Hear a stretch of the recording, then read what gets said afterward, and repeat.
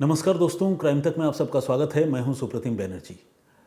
आज से कोई 12 साल पहले कर्नाटक के मंगलुरु शहर में एक पुलिस इंस्पेक्टर जिम में पसीना बहा रहे थे।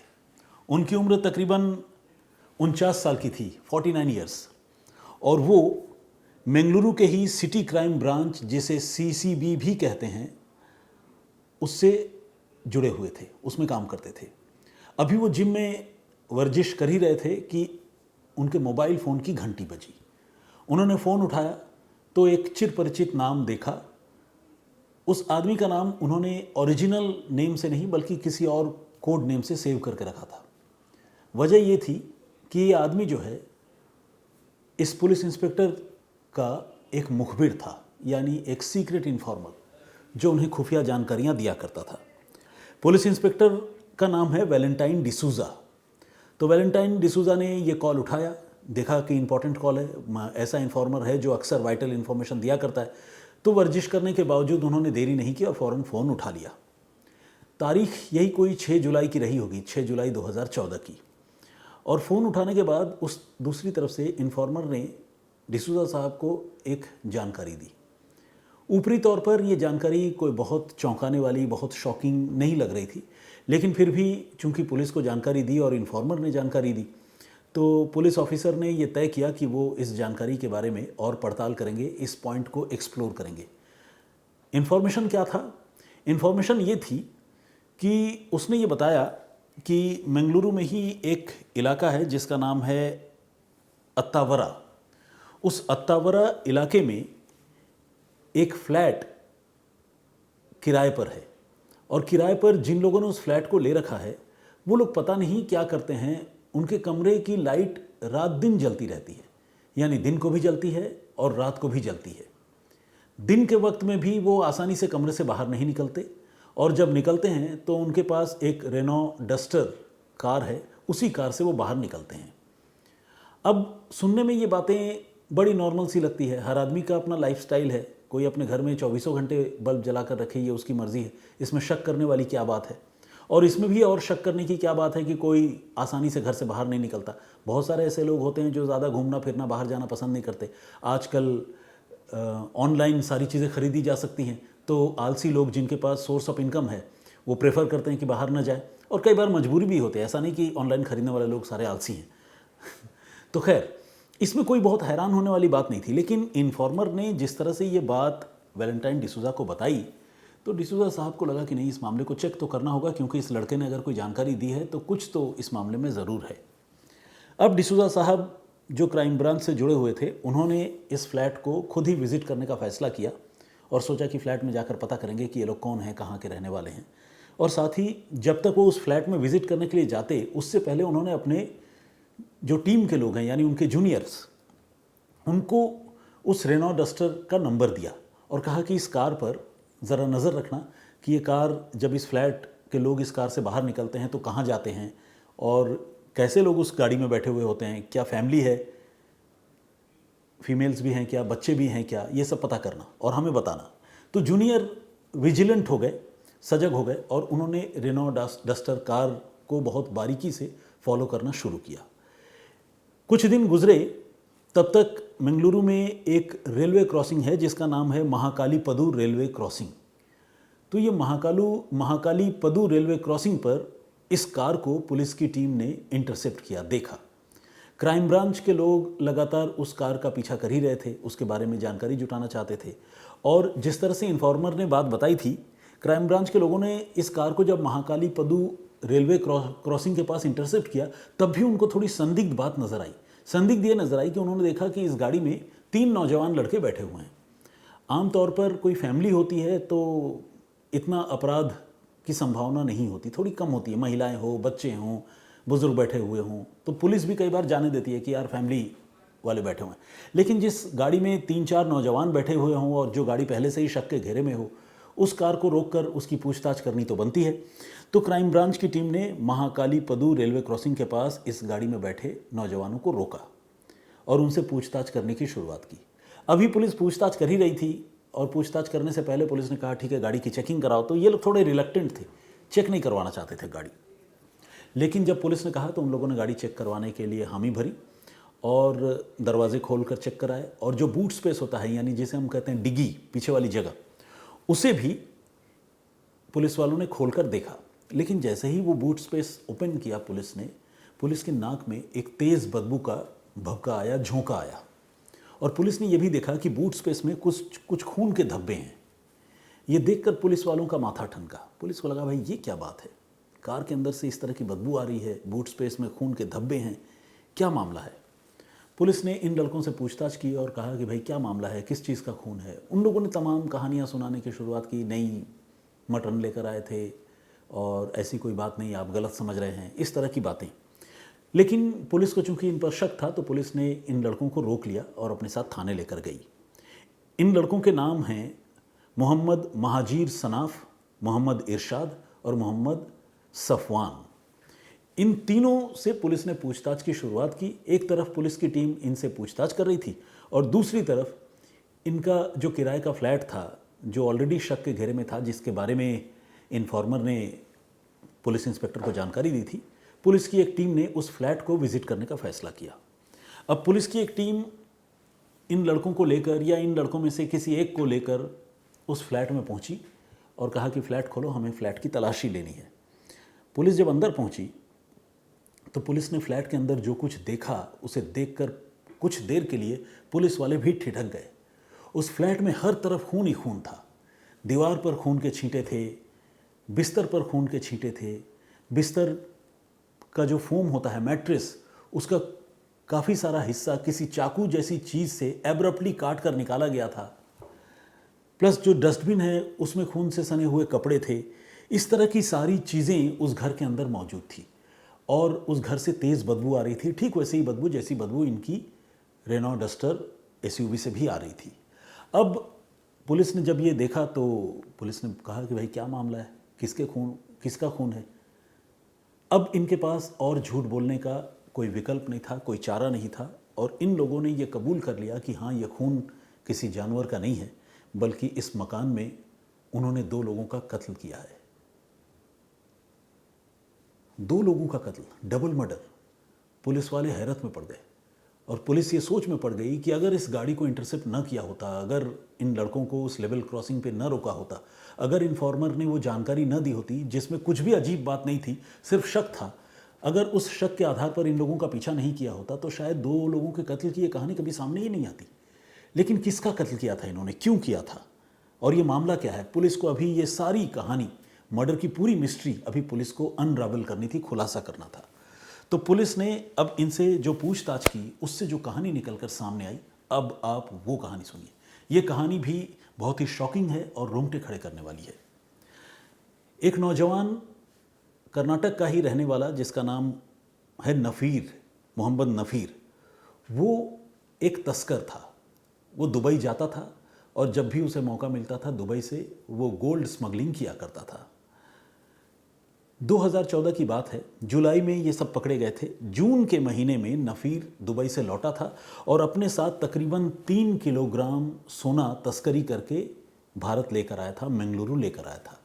और आने के बाद उसने अपने एक दोस्त से बात की थी जिसका नाम है फ़हीम।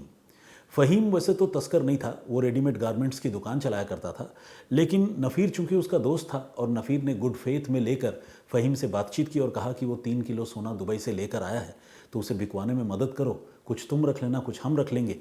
तो फ़हीम को बात समझ में आई, फ़हीम को लगा कि ठीक है, ये सोना बिकवाते हैं, कुछ पैसे भी आ जाएंगे। इस तरह के लालच अक्सर समाज में लोग एक दूसरे को दिया करते हैं, हमने देखा है, हमने एक्सपीरियंस भी किया है। तो फ़हीम को अब नफ़ीर ने जब ये ऑफ़र दिया तो फ़हीम अब प्रोबेबल बायर ढूंढने लगा, किससे बात करें, किसको सोना बेचा जाए, ख़तरा भी है, सोना कहाँ से आया, कहीं किसी ऐसे आदमी को पेशकश कर दे बेचने की जो पुलिस वालों से मिला हुआ हो तो लेने के देने पड़ जाएंगे। तो फ़हीम जो है बहुत सजग सतर्क होकर सावधानी से इन सोने को बिकवाने की कोशिश में लग गया। उसने अपने एक और फ्रेंड मोहम्मद सनाफ से बात की और मोहम्मद सनाफ को पूरी बात बताई और कहा कि भाई ये सोना बिकवा दो, कुछ तुम रख लेना, कुछ हम रख लेंगे। मोहम्मद सनाफ जो कि एक क्रिमिनल माइंडेड आदमी था, उसको ये मामला बहुत बढ़िया लगा। उसने कहा हाँ हाँ बिल्कुल बिकवा देंगे, मेरे पास कुछ कस्टमर्स भी हैं जो ख़रीदना चाहते हैं। और एग्जैक्टली मोहम्मद सनाफ ने किया भी वही। 3 में से तकरीबन 2.5 किलोग्राम सोना उसने 73 लाख रुपए के एवज में बेचा, यानी बेचने में कामयाबी हासिल कर ली। तो ये सोना बेचने के बाद मोहम्मद सनाफ ने कुछ पैसे जो है फ़हीम को दिए, क्योंकि फ़हीम की मोहम्मद सनाफ से मुलाकात थी, दोस्ती थी, और फ़हीम ने ही उसे ये सोना दिलवाया था, तो फ़हीम को कुछ पैसे दिए। लेकिन पैसों का जो असली हकदार था मोहम्मद नफ़ीर, जो तस्करी करके सोना दुबई से लेकर आया था, उसे एक भी पैसा न तो मोहम्मद सनाफ ने दिया और न ही फ़हीम ने दिया। अब नफ़ीर जो था वो अपने रुपए मोहम्मद फ़हीम से भी मांगने लगा, और चूंकि सनाफ ने बिकवाया था तो सनाफ से भी मुलाकात हुई थी, सनाफ से भी मांगने लगा।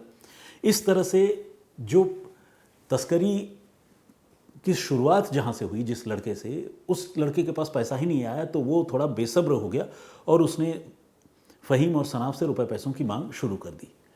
सनाफ जो है ये पैसे लौटाना नहीं चाहता था। वो चाहता था कि ये जो 73 लाख में मैंने बेचा है, जो कुछ उसने आसपास के अपने दोस्तों को बांटा वो बांटा, लेकिन बाकी के पैसे वो रख लेना चाहता था। खेल देखिए कि जिस आदमी का सोना है उसे ही पैसे नहीं देने, ये भी हद एक बात है। बेशक धंधा बेईमानी का हो, लेकिन कहते हैं ना कि बेईमानी में भी कुछ ईमानदारी होती है। ये उतने भी ईमानदार नहीं थे और इन्होंने नफ़ीर को पैसा ही देने से मना कर दिया, बल्कि बदले में मोहम्मद सनाफ ने यह प्लान किया कि वो नफ़ीर को ठिकाने लगा देगा। इसके बाद मोहम्मद सनाफ ने अपने 2 दोस्त, जिनमें एक का नाम है मोहम्मद इरशाद और एक का नाम है सफ़वान, इन दोनों को राज़ी किया, और राज़ी करने के बाद उन्होंने ये तय किया कि वो नफ़ीर और फ़हीम दोनों की हत्या करेंगे, और जो भी सोना बेचकर कुछ पैसे आए हैं वो पैसे तीनों दोस्त आपस में बांट लेंगे। यानी फ़हीम की हत्या करके उससे भी रुपए पैसे झटक लेने का इनका प्लान बन गया। पूरी प्लानिंग के तहत इन्होंने इसके बाद एक मकान किराए पर ली, और वो मकान किराए पर लिया उसी बेंगलुरु के अत्तावरा इलाके में, जिस फ्लैट के बारे में मैंने आपको बताया।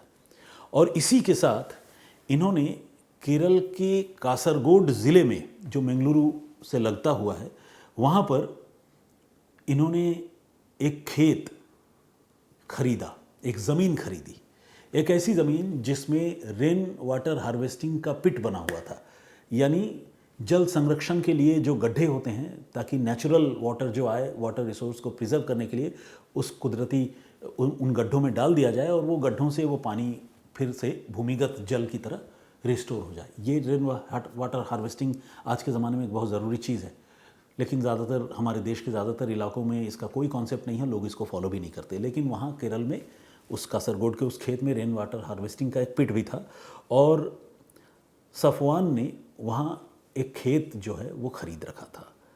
इसके बाद जब मर्डर की प्लानिंग हो गई, तो जैसा कि मैंने आपको बताया कि इन्होंने फ्लैट किराए पर लिया था, उसके बाद एक दिन नफ़ीर और फ़हीम को सनाफ ने, इरशाद ने और सफ़वान ने मिलकर ये कहा कि आपके जो भी रुपए बनते हैं वो रुपए हम आपको दे देंगे, आप आइए हमारे फ्लैट में, हम बैठ के डिस्कस करते हैं, और आपका जो निकलता है वो पैसा आपको दे दिए जाएंगे। नफ़ीर और फ़हीम ने राहत की सांस ली, उनको लगा कि चलो अब तो मामला डील डन हो गया। कुछ भी नहीं मिल रहा था, थोड़ा ही सही कुछ तो पैसे मिले, इतनी तकलीफ़ से स्मगलिंग करके लाया, बेचा। तो ये दोनों बड़ी उम्मीद से नफ़ीर और फ़हीम जो है उस फ्लैट में पहुँचे। ये जो है जून 2014 की ही बात है, आखिरी दिनों की। और पहुंचने के बाद, बल्कि नहीं, जून नहीं, 1 जुलाई, मैंने कहा था ना जून 2014 के आखिरी दिनों की बात है, तो 1 जुलाई को उस किराए के फ्लैट में नफ़ीर और फ़हीम को इन लोगों ने बुलाया था, और ये लोग पहुंचे थे। और पहुंचने के बाद जैसे ही वो लोग आए, वहाँ रुपए पैसे की कोई बातचीत नहीं हुई। तीनों लड़के, महाजिर सनाफ, मोहम्मद इरशाद और मोहम्मद सफ़वान, ये तैयारी से थे। इन्होंने बड़े बड़े चाकुओं से ताबड़तोड़ तरीके से नफ़ीर और फ़हीम को गोदना शुरू कर दिया, उन पर घातक हमले शुरू कर दिए, ताबड़तोड़ तरीके से वार किए। पूरे घर में, दीवारों पर, बिस्तर पे, वॉशरूम में, पैरों के नीचे, फ्लोर पर, हर जगह खून ही खून, हर तरफ खून ही खून बिखर गया, और 2 लाशें चंद मिनटों में वहाँ गिर गई, और तीनों लड़के चाकू मार कर, हत्या करके पूरी तरह खून से नहा गए। इसके बाद इन्होंने अपने आप को क्लीन किया, जाकर प्रॉपर तरीके से नहाए, चाकू वाकू छिपाया, और फिर ये प्लान करने लगे कि इन लाशों को ठिकाने कैसे लगाया जाए। इसके बाद प्लानिंग के तहत उन्होंने इन दोनों लाशों को तकरीबन 9 से 10 टुकड़ों में काटा। काटने के बाद उन्हें पॉलीथीन के बैग में भरा, खून ना बहे इसका भरसक इंतज़ाम किया, कोशिश की, सील पैक किया, और उसी रेनॉ डस्टर की डिग्गी में, बूट स्पेस में उन लाश के टुकड़ों को डाला। और इसके बाद ये लोग 3 जुलाई को उन दोनों लाशों को टुकड़ों में बांटकर लेकर गए मंगलुरु से केरल कासरगोड, उसी खेत में जिस खेत को मोहम्मद सनाफ ने ख़रीदा था, सफ़वान ने। और उस खेत के रेन वाटर हार्वेस्टिंग के पिट में उन्होंने दोनों लाशें डाल दी और ऊपर से उस पिट को बंद कर दिया, यानी एक तरह से पूरी तरह से उसको सील बंद कर दिया। अब ये राज शायद ही कभी बाहर आता। क्यों? क्योंकि जो नफ़ीर और फ़हीम हैं ये भी नाजायज़ कारोबार में शामिल थे। सोने की तस्करी और सोने की तस्करी के बाद लाए गए सोने को इलीगल तरीके से बेचना, ये भी क्रिमिनल एक्टिविटी है, ऑफेंस है। तो इन लोगों ने इस एक्टिविटी के बारे में ज़ाहिर है सारे लोगों को तो बताया नहीं होगा, हो सकता है घर वालों को भी पता ना हो।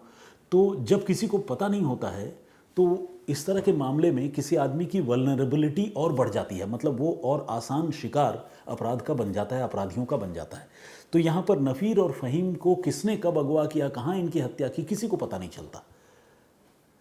लेकिन नफ़ीर और फ़हीम को बुलाकर जिस तरह से हत्या की, वो राज हमेशा छुपा रहता।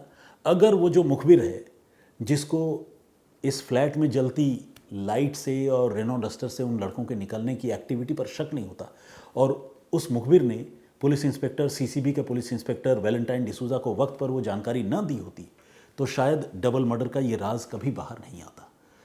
पुलिस ने रैंडम चेकिंग के दौरान, हालांकि पीछा कर रही थी पुलिस उस गाड़ी का, लेकिन महाकाली पदू रेलवे क्रॉसिंग के पास चेकिंग के दौरान उस गाड़ी को रोका और जैसे ही गाड़ी में खून के धब्बे और बदबू पुलिस ने महसूस की, देखे खून के धब्बे, तो फिर पुलिस ने इस मामले को एक्सप्लोर करना शुरू किया और फिर 2 कत्ल के इस चौंकाने वाले और विभत्स मामले का क्राइम ब्रांच ने सक्सेसफुली उसको सॉल्व किया।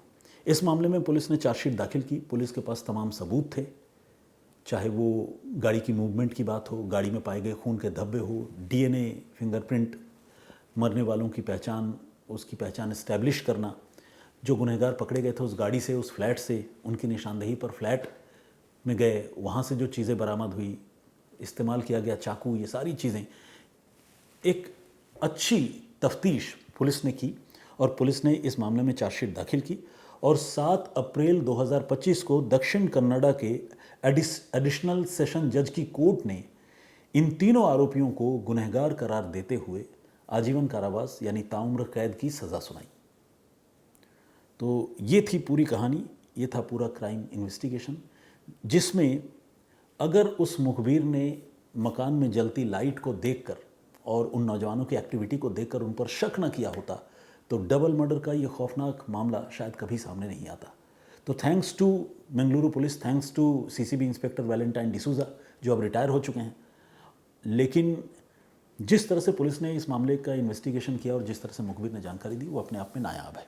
आप इस केस पर क्या सोचते हैं, आपका पॉइंट ऑफ व्यू क्या है, प्लीज़ हमें कमेंट करके ज़रूर बताइएगा।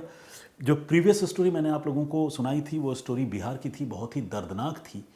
एक महिला के साथ जिस तरह से दिल्ली में निर्भया के साथ दरिंदगी हुई थी, कुछ लोगों ने उसके साथ गैंगरेप करके उस पर इतना जुल्म किया था कि उसकी मौत हो गई थी, ठीक उसी तरह से बिहार में एक महिला के साथ कुछ लोगों ने गैंगरेप किया था और उसके प्राइवेट पार्ट में, इंटरनल ऑर्गन में गोली, पत्थर और लकड़ी के टुकड़े जैसी ख़तरनाक चुभने वाली चीज़ें जो इन्फेक्शन कर सकती है, ऐसी चीज़ें डाल दी थी। क्या था वो मामला, उसके बारे में मैंने प्रीवियस स्टोरी में बताया था। बहुत सारे लोगों ने उस स्टोरी को देखा है, फॉलो किया है। मैं सारे लोगों को थैंक यू कहना चाहता हूं, जो भी लोग वीडियोस देखते हैं, नहीं देखते हैं उनको भी मैं थैंक यू कहना चाहता हूं और चाहता हूं कि आप लोग मेरे वीडियोस देखें। कुछ कमेंट्स मैं पढ़ता हूं, आइए। एक आईडी है अजाज वी समथिंग के नाम से है, रैंडमली उन्होंने कुछ लेटर्स टाइप करके एक आईडी बनाई है। उन्होंने कहा है कि ऐसे दरिंदे के लिए कड़ी से कड़ी सज़ा होनी चाहिए। योगेंद्र पांडे ने कहा है सिस्टम सड़ चुका है। कमलेश चौधरी साहब ने भगवान का नाम लिखा है और इसके अलावा सारंग चौहान है, उन्होंने कहा है कि एक इंक्वायरी तो उस पुलिस स्टेशन पर भी होनी चाहिए जिन्होंने अपने काम सही ढंग से नहीं किया। बिल्कुल, एक गैंगरेप की घटना हुई थी जिसके बारे में मैंने आपको बताया था बेगूसराय बिहार में। उस मामले में उसके पीछे की जो वजह थी वो थी पुलिस की काहिली। जिन लोगों ने उस महिला के साथ गैंगरेप किया, उन्हीं लोगों ने उस महिला के घर में घुसकर तकरीबन 3 महीने पहले छेड़छाड़, बदसलूकी और लूटपाट की थी। तब भी वो पीड़ित परिवार पुलिस के पास एफआईआर दर्ज करवाने गया था और पुलिस ने एफआईआर दर्ज करने में तब तकरीबन 5 से 6 दिनों का वक्त लगाया था और इनसे बड़ी बदतमीजी की थी विक्टिम फैमिली से।